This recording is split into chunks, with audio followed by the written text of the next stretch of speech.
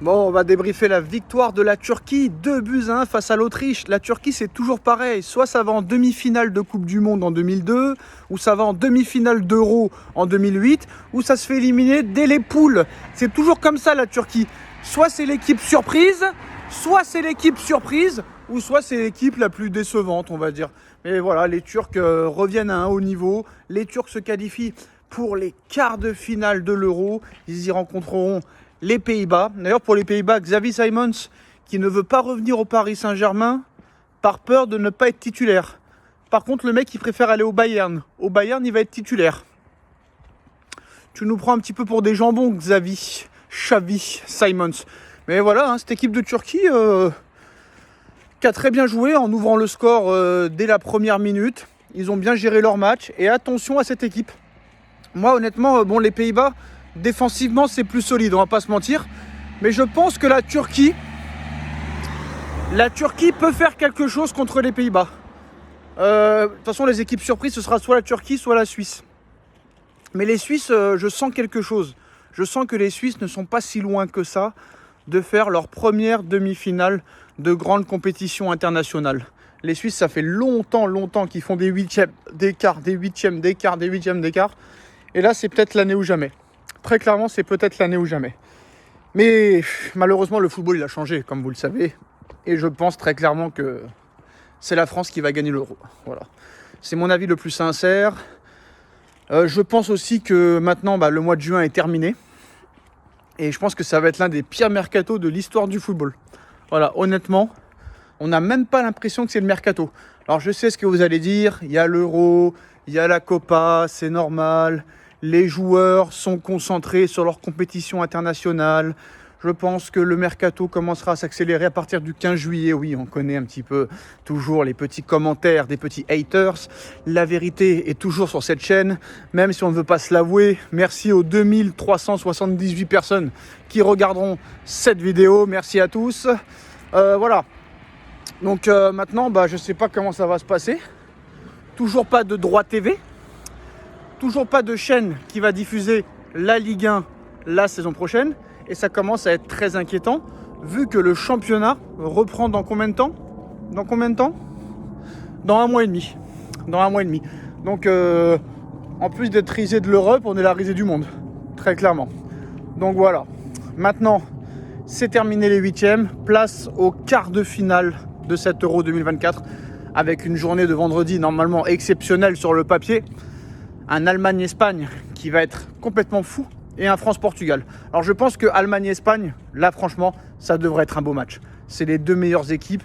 C'est la finale avant l'heure. On va pas se mentir, Allemagne-Espagne, c'est les deux gros favoris de cette compétition. Et la France, elle est très contente de rencontrer le Portugal, parce que le Portugal, c'est très défensif. Et la France, c'est très défensif. Donc c'est très simple, je peux vous annoncer le score de vendredi de France-Portugal. Ce sera 1-0. Voilà, 1-0, but sur penalty de Mbappé. C'est fort possible que ça se passe comme ça. Parce que c'est deux équipes attentistes. Sauf problème, c'est que je pense que l'équipe de France est supérieure parce que la défense... je pense que la défense quand même du Portugal est beaucoup moins forte que celle de la France. Elle a montré ses limites contre la Slovénie avec cette énorme erreur de Pépé. Ronaldo n'a plus les capacités à faire quoi que ce soit offensivement. Donc le Portugal offensivement est inoffensif. Donc je pense que la France gagnera 1-0 contre le Portugal. Voilà. Ça va être une bataille au milieu de terrain. Ça, c'est sûr et certain. Ça va être un match très serré, très fermé, très tactique. Donc, ne vous attendez pas à un match de folie. Quand vous allez regarder Allemagne-Espagne à 18h et que vous allez regarder à 21h France-Portugal, c'est du football, mais c'est pas le même sport en fait. Voilà, ce sera pas le même sport. Donc, ne soyez pas trop violentés. Ne pensez pas que c'est votre télé qui déconne, non, c'est pas votre télé, c'est juste que c'est pas le même sport. Voilà. Allemagne-Espagne et Portugal-France, c'est pas le même sport. Je pense que voilà, l'équipe de France va mettre à la retraite Cristiano Ronaldo vendredi, excusez-moi. Voilà, on avait vu que Ronaldo était terminé. Et le Portugal est passé parce que c'était la Slovénie. Voilà, si c'est pas la Slovénie, c'est catastrophique, honnêtement. Donc voilà. Et là, c'est incroyable parce que là, c'est la fin de Messi, c'est la fin de Ronaldo. Messi, Ronaldo, c'est terminé et le football est de plus en plus pourri. On va pas se mentir. que ce soit au niveau des transferts, c'est plus les agents qui touchent que les clubs. Le football est ennuyeux et défensif et voilà. En tout cas, le Paris Saint-Germain essaye quand même d'avancer sur son mercato. Toujours pas de défenseurs centraux, toujours pas de milieu de terrain, même si apparemment on a les meilleurs milieux de terrain au monde.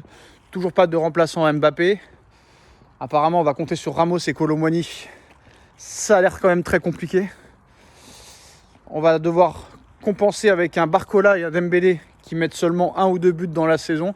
Donc je suis quand même très inquiet pour l'avenir du Paris Saint-Germain.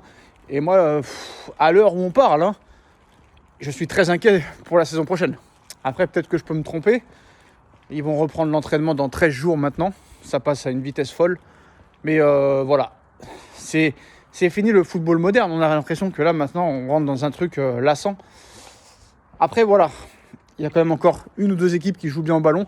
Mais j'ai bien peur que si dans l'avenir, on ne change pas les règles du football, le football va arriver à perte et va disparaître des radars. On va me dire, jamais le football va partir, jamais le football va disparaître. Mais là, même les commentateurs s'ennuient. On voit les chaînes de télé qui charrient l'euro depuis le début, à juste titre. Alors avant, les joueurs étaient pas beaucoup payés il y a 30 ans. Et ça donnait du spectacle de folie. Et plus ils sont payés, plus on voit de la merde sur le terrain. C'est pas normal. Et je suis d'accord avec Pérez quand il dit qu'il faut changer, pour moi, les règles du football. Il faut les inciter à tirer. Il faut les inciter à avoir des occasions parce que c'est plus possible. Alors je sais pas s'il faut mettre des chronomètres comme au basket ou un temps limité comme au handball. Sinon on rend le ballon à l'adversaire. Je ne sais pas s'il faut faire par exemple dès que l'équipe qui attaque arrive dans le camp adverse, elle n'a plus le droit de revenir dans sa zone. Mais je pense qu'il faut faire quelque chose pour inciter les gens à regarder. Parce que avant, il y avait un PSG Marseille, un PSG Lyon, un PSG Monaco. Tout le monde était prêt à 21h devant sa télé avec les chips et les pizzas. Maintenant, tout le monde s'en fout. Un Barça Real, tout le monde s'en fout. Un Milan AC, Inter de Milan, tout le monde s'en fout. Un City Arsenal, tout le monde s'en fout. Un City United, tout le monde s'en fout. C'est incroyable. Avant, tu avais un Classico Messi contre Ronaldo, mais tu réservais ton week-end 1 semaine à l'avance, 2 semaines à l'avance, pour pas qu'on te fasse chier. Et maintenant, c'est terminé. Il y a 8 Classicos par an et t'en regardes même pas un tellement que c'est nul à chier. Donc voilà, les gars, maintenant, on va passer à une nouvelle compétition. Les quarts de finale de cet Euro 2024. Ça risque d'être très très chaud. Dites-moi en commentaire ce que vous en pensez. Rendez-vous maintenant vendredi pour The Big Match. On like, on partage, on commente, on s'abonne et on se retrouve très rapidement pour de nouvelles informations, de nouveaux vidéos et des nouveaux débriefs. Tchuss!